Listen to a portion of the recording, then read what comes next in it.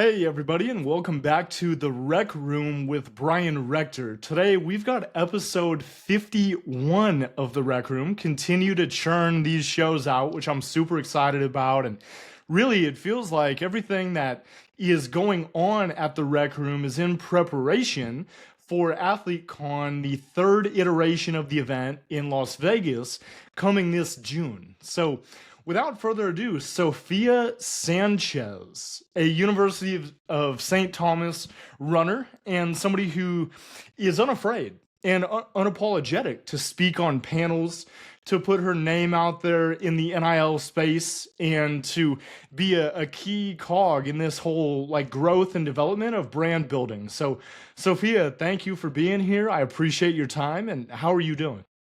I'm doing great, Brian, and thank you so much for inviting this. I'm really excited to talk about things. Absolutely, absolutely. So I want to get going here and mention like you've been able, as I look through all of your social media and the things that you've done over the last couple of years being in college, like speak in these rooms that are exclusive and connect with people and continue to build. Like, when did you realize, Sophia, that this type of build and this type of journey in content creation could be possible? And what did that look like to pursue it at first? I think at first I didn't know because I used to be sort of like this shy person, Brian, Mm. like Mm-hmm. very shy. I'm like, oh, do I want to post about things about my life? But when, Sam come on this conversation, I think a couple years at it was a virtual meeting. I'm like, this is interesting. Maybe I can get myself out there and talk about more of myself instead of like being this turtle, like turtles hide in their shells. It's time to I me to see. kind of like open out. So like I messaged Sam, be like, hey Sam, I want to join, see what it's like. And then like it took years later, then like talk with Sam. And that convention at AthleteCon kind of like changed the perspective. It's kind of like fun. It's more fun than can be like scary. Sometimes it can be very, very tiresome. Not always, but like, editing, recording. But I think it's a very interesting thing to do is record content, make content to connect with, the audience and the close friends to see like the other side of like for yourself and for me. Right. That's right. I think so many times, like what you just said there to end is a really interesting point of like that recording and that process of editing, filming, creating, writing whatever you write up to be able to exposit the information clearly, like that's all for you too.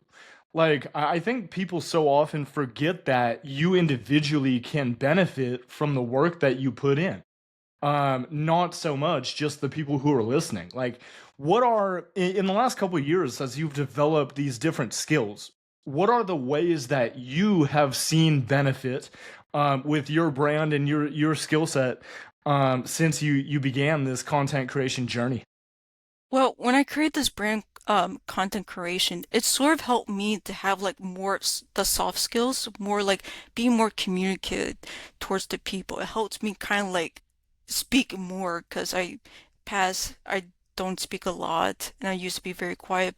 When I do content creations, it helped me sort of like speak more, talk to people, and kind of like shares my ideas and since like I need to like sort of like share my ideas, it helps me to kind of like give more to the people like I like this, other people like this too. So it's kind of like more like spreading information with like the insight of confidence. Hmm. Hmm. Yeah, confidence is something that I think you cannot be short on in this space for sure. Have to have that willingness to put yourself out there. I was curious, Sophia, like running at St. Thomas, being at the D3 level, like a lot of these major schools in the Division 1 level, they have their own NIL departments. And these people who are in place to facilitate deals and to help you along. But what was your experience at University of St. Thomas and Um, within your like department, did you have much support, or did it come from the outside, from AthleteCon, from Sam Green? Like, what was the difference there? It came from outside, to be honest, Brian. We didn't have like NIL like help, like the ones like U of H and Rice. They have their help, and they have a lot of brand support. While Mm. our hand we had to do is kind of like, you got to talk to these companies, you got to connect with them, and it's just like now like St. Thomas is like having like apps sort of like to help them out like within the NCAA. And just like I had to get help from Sam Green and then like AthleteCon to kind of like understand how to create content connections, creations, and to make brand deals on the outside instead of like the school help out. Because they did talk about a little bit, but not so much information about like NIL deals, how to make brands, how to make safe choices. I I had to learn that from Sam, so I think so much of Sam. For sure, for sure. I know after working for AthleteCon for the last number of months, I feel that same way. Of like, you look from the outside and see the social media, and it looks like a lot of flash. But when you're on the inside of what they're doing, like, it's incredibly like roll up sleeves, like hard nosed work. And I've appreciated that too. That's something I didn't expect necessarily, but it's been amazing. What like has there been a most difficult part of content for you and this like journey of trying to carve out a name and a brand for yourself? I think it's more like trying to you when you create content, when I create content so much, it's trying to kind of like connect with companies that sort of like my ideas. Because because there's a lot of brands out there. There might be drinks, I may not drink from them. There might be certain glasses, they might follow the accounts and then they're like, that's not the glasses I want to wear, or that's sort of the clothes I don't want to wear. So it's sort of like for me, like trying to connect with the right company, sort of like what company and myself could connect, because I need like the companies need connections, to make like Yeah. Yeah, that's right. Wow, that's a great point. I think I really appreciate you bringing that to the table because a lot of the relationships have to do with just that. It's like the common ground. So when you think about connecting to a company, what do you look for? What do you like to see from them in order for you to feel comfortable with working with them? I like to see like in their personal side, like how like there's certain interests I have from running towards like, like fashion or like any like my hobby side. I want to connect with them because I can't just connect with like, running brands. Like, for example, I don't want to connect with Adidas and be like, I never wore their shoes before. I might want to Mhm. connect with Brooks because I like their shoes and how they help me. So it's sort of like how certain brands help you out or help me out or anyone else how they help them out and be like, I want to connect with you because you gave me or this brand, this company gave me support to fulfill this life. When you talk about having a fulfilled life, like what are the different aspects of your life that make that up? And, in I guess in 2026 as we're continuing to move through this year, like what are some of the ways that you personally are getting closer to that fulfillment? I'm getting closer to like kind of like building myself in the running field, Brian, because, after, graduating last year, all like the aspect of running with the team is just it's not gone, but it's just moving away. So it's like trying to find a way to kind of like run for myself as a Mhm. person and as a runner and be like, and when I run, it's sort of like it's not my team anymore, it's myself. I'm able to build myself into running. And sometimes I create different content that's not really to schools, but like sort of like workouts or like, going to these conventions, sort of like this is me. I'm building myself up, like from running towards to computers, different aspect, Brian. That's super good, Sophia. Let's talk about your motivation to continue to run. Because I would imagine after enduring the race, so to say, as an athlete for so many years and competing with a team, now that that's changed, like, is it more difficult to show up? What continues to motivate you to be running and to be facilitating some of that action? And how has your attitude towards the sport of running changed since not being a part of the team? Well, Brian, it's sort of took some time because before that, I'm like, oh, I want to run with my team because they have their schedules and all that. So that kind of affects. But it continued to motivate me because one, I want to stay healthy. I want to stay healthy around my 20s because afterwards, once you stop, doing certain exercise, the health wise to like I think like more mental side too could affect because maybe right now I'm not running for the team, but like at least I'm keeping myself healthy and making sure that my mental side is on track. So Mhm. right now, like since like I've been more practicing running, I did compete the half marathon, but it didn't turn out well. And that's okay. I used that motivation to be like, okay, later this year, I'm gonna run faster. And maybe like this year, I could probably race against my team because sometimes they have their races in Houston, and I ask my coaches like, "Hey, are there races in Houston?" They're like, "Absolutely, like you can sign up for one." So I'm gonna do that for myself because I want to do is come back being competitive. That's sort of my motivation too, being competitive because no matter what, if I run in the park alone or like or there's a bunch of people, I always find a way to be very competitive because the side of college me, like being competitive, has not left. And I like to be so competitive, Brian. It's so much fun to be competitive, but sometimes I have to chill. You can't be super competitive and then be like, oh, you're being so mean. Why are you being so competitive? Like, sorry, this competitive side from college has helped me grow. I see.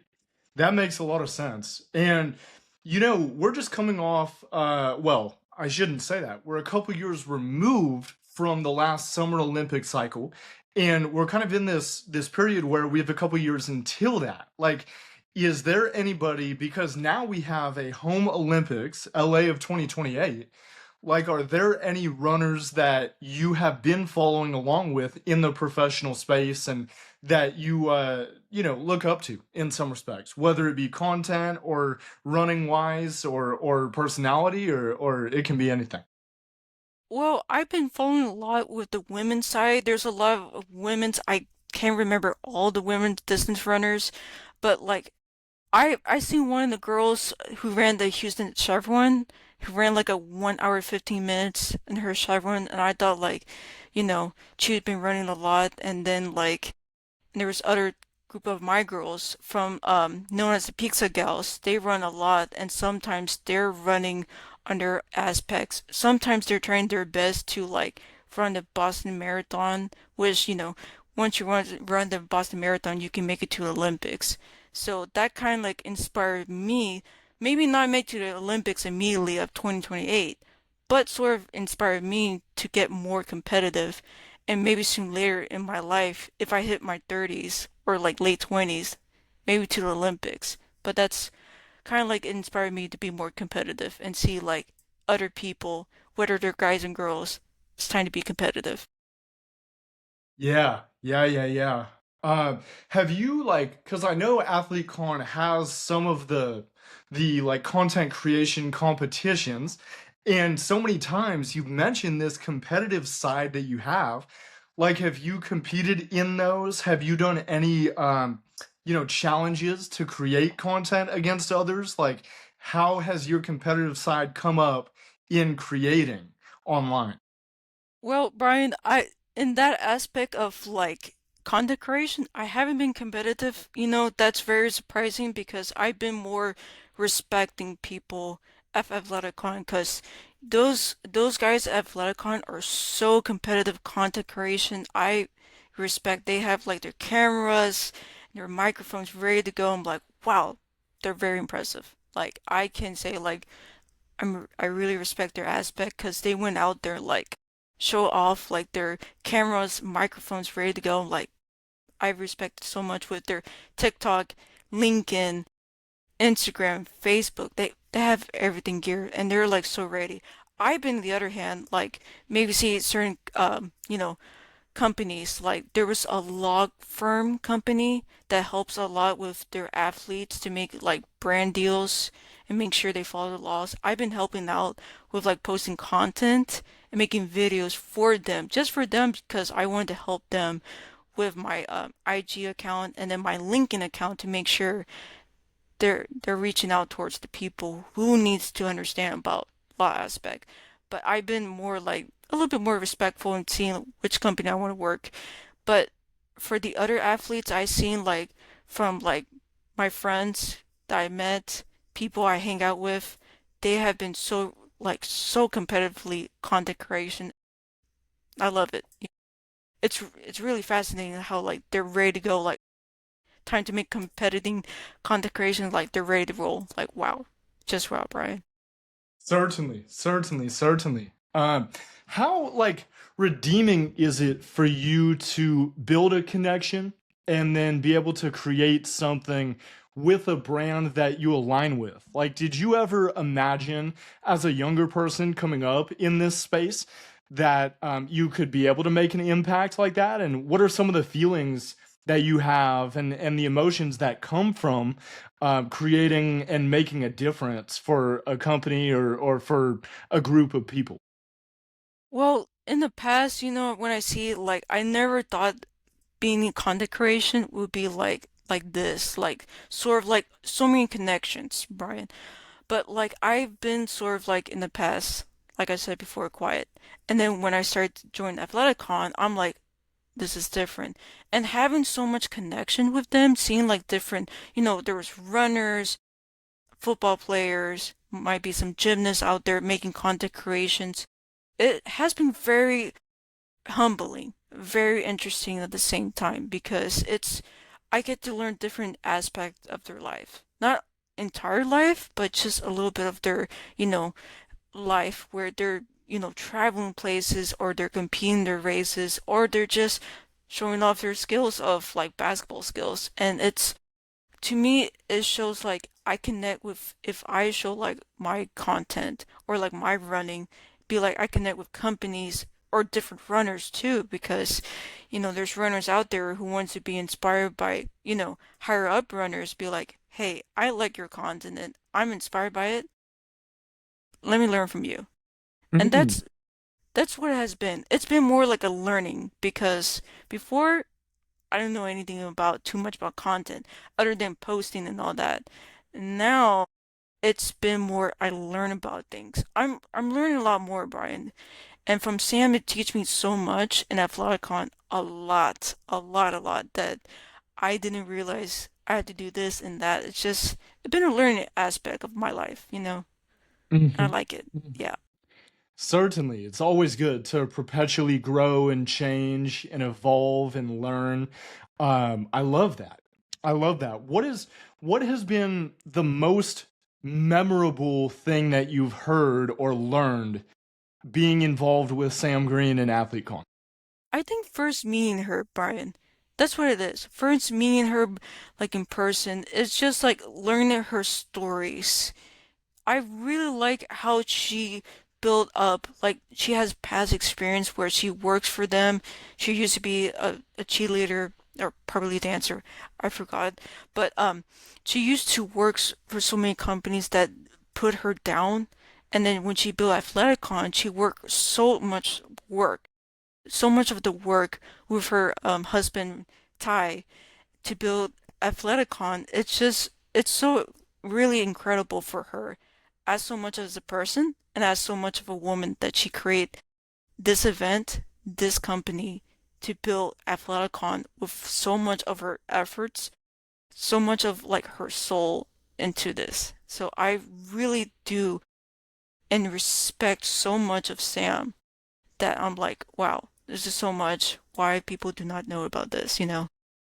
Totally, Totally. And I think that's like, as far as Sam's platform goes, that's been such an intriguing thing to watch for me because the last number of years, there's been an immense growth in participation and viewership, both of women's sports as a whole.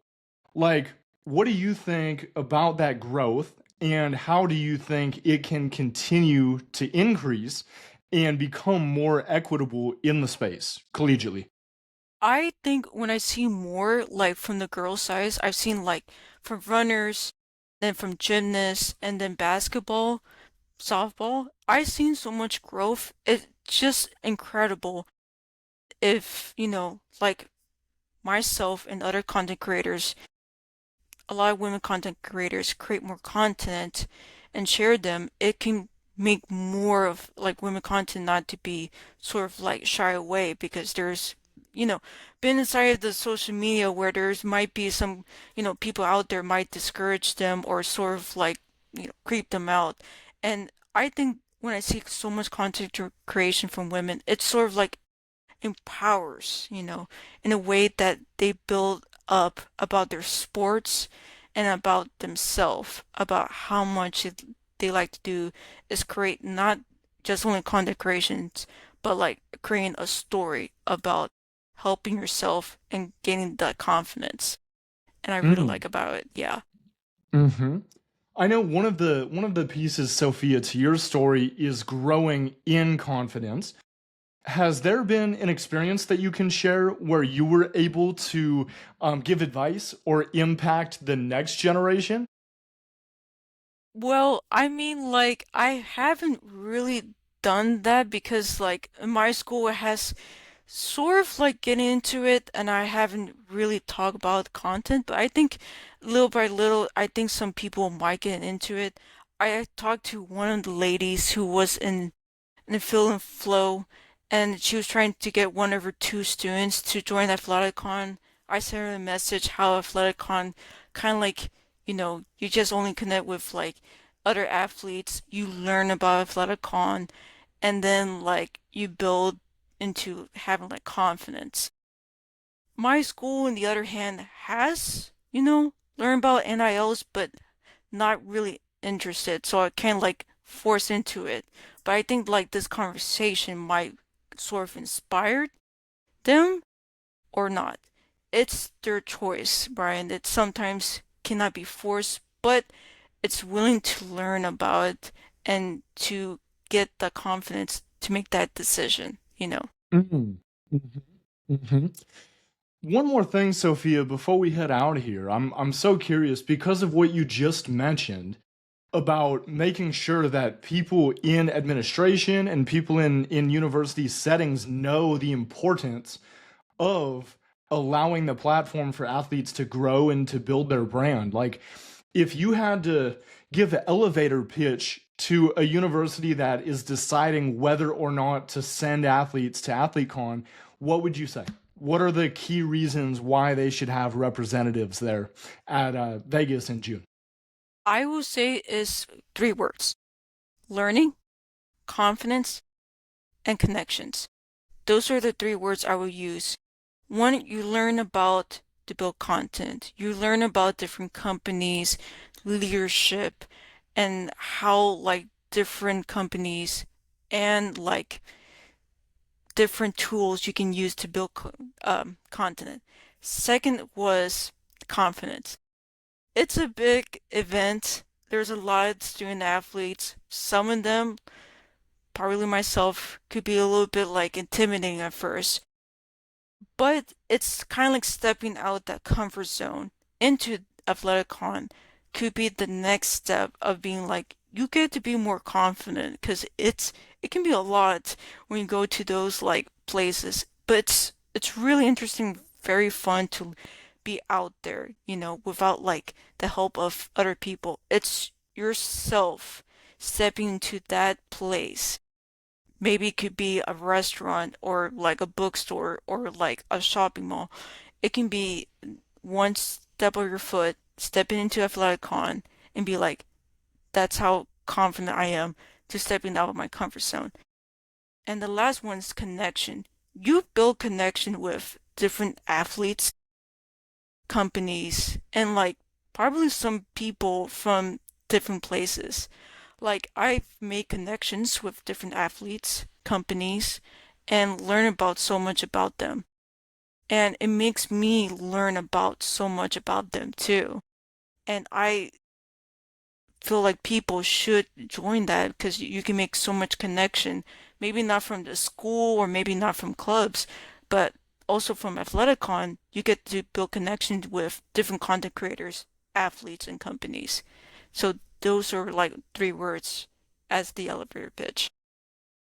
Well, folks, I think it's very simple. When you break it down, you just got to take that next step forward and come to AthleteCon in Vegas in June.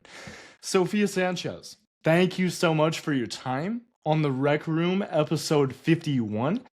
We so appreciate for all of you out there the chance to listen, the chance to hear a conversation about the impact that AthleteCon has had around the country and how it continues to grow and develop with the next couple months before the third iteration of the event. So, Sophia, thank you. And we will see y'all next time on the Rec Room when we come back with episode 52. Thank you so much, Brian. Thank you.